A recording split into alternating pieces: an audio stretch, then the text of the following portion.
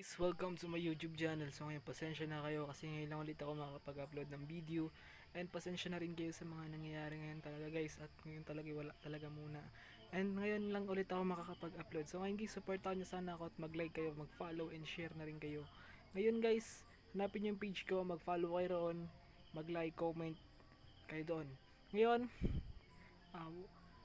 ngayon din, huwag nyo kalilimutan guys, mag-subscribe sa akin channel, Markian Pablo. Mag-subscribe kayo, mag-like, comment, and share. At huwag nyo rin kalilimutan pindutin ang notification bell para maging updated kayo sa mga susunod kong i-upload na mga video. So ngayon guys, mag-upload ng video dito sa YouTube. Sa mga mapapanood ninyo, sana suportahan nyo pa rin ako ngayon. Ngayon guys, panoorin natin tong guys, Sarg Karu. Yan, so ngayon panoorin natin to guys. Today I'm going to explore this abandoned train graveyard dito sa Thailand. Ang Bangkok Train Cemetery. Pinubuan na ng puno, parang binaril. Ang train cemetery na to ay matatagpuan sa Bangsu, North Central Bangkok, na pagmamay-ari ng Bangsu Grand Station. At ito ang pinakamalaking rail station sa buong Southeast Asia. Base sa mga tao, ang ilang tren na naririto ay 20 years old na. At ang iba namang mga tren, katulad ng tren na nasa likod ko, ay nasa 50 to 60 years old na ang tanda. From Bangkok, we need to travel 2 hours para makarating sa Bangsu Grand Station. Medyo ginabi kami dahil sa sobrang traffic. Kaya pagdating, dumiretso na agad kami sa mga abandonadong tren. Okay guys, so nandito na kami sa train graveyard. Parang ito pa yata yung mga tren na diuling ah. Halata sa itsura ng tren kung gaano na siya katanda at kailangan namin tawirin ang release na to para mapuntahan ang mga abandonadong tren. Grabe, ang tanda na ng release na to. Parang hindi nadadaanan no? Abandoned na to no? Station. Ito guys, abandoned train station. Ito na pala yung end ng railway. Wow. Ang tanda na itong mga to. Thailand pala, Parang mga cargo train pa, no? Baka nga yung ibang train dito, di uling pa eh. Kasama namin si Kuya Clint dito. Isang Filipino vlogger na taga dito sa Thailand. Grabe, pre. May mga tren na mukhang bago pa. At ito, mukhang mabubulok na lang rin ito dito.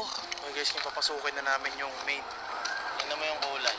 Parang siyang flag ng Pilipinas. Ayun, ano? Inumpisahan na namin pasukin ng istasyon. Wala kami nakitang bantay kaya hindi na kami nakapagpaalam. Marami na rin namang mga vloggers sa ibang bansa na nakapunta dito. Kaya baka pwede naman. Tanda na nung kahoy, pre. Pag tayo dito na uli, subway surfer kakalabasan natin. Medyo mahirap yung daan papasok. At pagpasok namin dito, isang napakagandang tren ang bumungad sa amin. Guys, ito naman mga bagong tren. Kung makikita nyo yung makina niya, bago pa talaga. Ito pa yung mga tren na parang panghakot dati. Oh. Umikot na kami sa likod para makita yung pinakamatandang tren. No? Pre, ito yung tren na 50 years old na.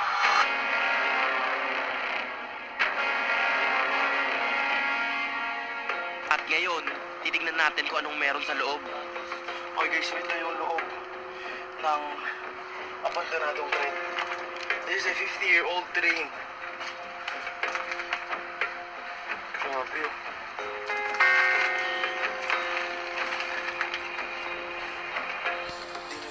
Hindi gumagalaw pa. Oops. Ito yung mga lagayan ng gamit. Grabe men. Sobrang tanda na ito, pre. 90 km per hour, max speed. Warning, damage to transmission will occur if the speed is exceeded. Tara, ano kami ang dito? Pasok.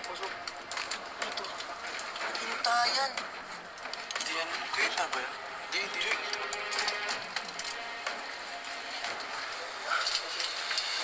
Masalag na ako guys na engine. Hindi ka kasya? Ipit. May puno eh. Pre, sobrang tagal na ito dito. Tinubuan na ng puno. Sobrang tagal nga ng tren na to na nakatambak na dito. Tinubuan na to ng kung ano-anong mga halaman at puno. Nakatakot dito baka may ahas. Sobrang tagal na pre. Ito pa yata talaga yung nilalagyan ng uling eh. At onting abante pa, nakita na namin kung saan nakalagay ang makina ng tren. Ito talaga engine pre. Ito na pala talaga engine room. This engine is very beautiful. Hindi ko in-expect na may makina pa dito. Kasi kung sa bansa ko to, malamang baka kinilo na to. Nalaman kong engine room siya kasi nandito yung napakalaking makina. Tapos dito, andito yung mga dating mga pindutan. Engine start and engine stop. Ano to? Oh, dito pa yung mga gauge, oh. Grabe guys, oh, may electric fan pa. Ito yung switch. Switch na ito. First time mo, boss? Oo, boss. Kamusta? Takot ako mo may ahas eh. Gagi. So guys, sa mga gusto sumama, ganito yung mararamdaman nyo. Si Kuya Clint, kaibigan ko, YouTuber din. Ayun o, ayun o, ayun o, ayun o. May nilipag yung channel. Uy! Nilipag yung channel. Nakakatakot, boss. Parang ayoko nang mulit. Boss, ito boss. Ito yung picture ng pinakamamahal nilang hari dati. Ito yung tatay ng hari ngayon. Ito si King Rama IX. Tsaka yung queen. Ito buhay pa to yung queen ngayon. Ito si King Rama IX. Bumaba na kami para tingnan naman yung iba pang mga trend. Ngayon ko lang nakita to, pre. Tingnan mo. Ito na pala to. Casting, buti nakababa tayo maayos. Napakaraming trend ang naririto. Pinuntahan namin yung nasa dulo para tingnan kung ano ang pinagkaiba nila. Mas malang engine to. Grabe si Zay. Mga vlogger lang talaga nakapagsilog doon sa ano. Grabe. Pero Tingnan nyo guys yung taas niya. ganda rin tayo. Pagpasok ko dito, halos wala naman sila pinagkaiba sa tren na nauna. Engine, oh. Ayun po. Mas malaki yung makina nito kaysa sa tren na nauna. Isang extra guys na abandonadong lagyan din. Oh my God, grabe. Guys, ito may butas yung salamin, parang binaril. Ayan o. Kasi malabong bato to eh. I'm trying to find the manufactured date para malaman ko kung anong taon ba to ginawa. So inakit naman namin yung kabilang tren, baka sakaling makakita na kami ng clue kung ilang taon na ba talaga ang eksaktong tanda ng tren na to.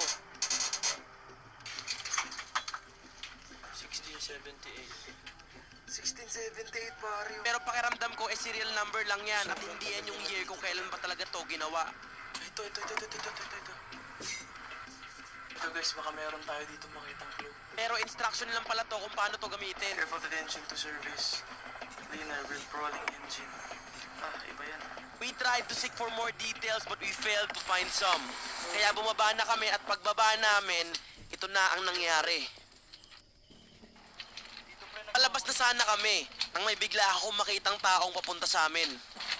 May tao. Nakita yata ako ng tao. Hinarap namin yung tao. And turns out, he's a security. Hindi namin maintindihan yung sinasabi niya. Kaya hindi namin alam kung okay pa ba o galit na siya. Nakipag-usap naman kami ng maayos sa kanya and explain that we're just filming a video. จะแจ้งให้รู้อ่ะเขาถามผมไม่ได้มีคำตอบเขายูทูบเข้ามา Pero hindi rin kasi siya nakakaintindi ng Ingles at mas lalo kaming kinabahan nung may tinawagan siya. Mahirap dito kasi di ka magkaintindihan. Parang tumatawag yata ng popo pare. Maya-maya may dumating pang dalawang security. ไม่ได้ขอก็ไม่อนุญาตได้ They asked for our passport so binigay namin. Buti na lang marunong mag-Ingles yung isang dumating. Pinaliwanag namin na we're just sharing history about the place at naiintindihan naman nila ang lahat. Concern lang rin daw talaga sila kasi baka mamaya ay madisgrasya kami lalo ang tren ay marupok na. Naging maayos naman yung usapan namin. They let us continue to film and finish the entire video. Thank you. We're so sorry. Pero kami, mas pinili naming umalis na lang baka kasi may mangyari pang mas hindi maganda. Guys, right now, naglalakad kami. Paalis. And I'm trying to reach 1 million subscribers this year and sana kayanin. Kulang pa, boss. This is how dangerous what we're doing.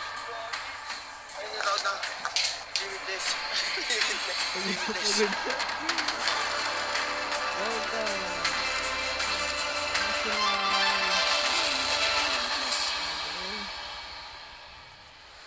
Next week will be our last episode of our Thailand series, wherein ikukwento ko ang buong nangyari sa loob ng 7 araw. We experienced their culture, been to their temples at marami pa. This is exciting and Yan, thank you guys. Mag-subscribe kayo, mag-like, comment, share, at huwag nyo kalilimutan pindutin ang notification bell para maging updated kayo sa mga video ko. So guys, ayan, salamat guys sa na-supportahan nyo pa to guys yung video ko. Lahat guys, supportahan nyo ako. Thank you talaga lahat. So yan, so salamat guys, ingat kayo.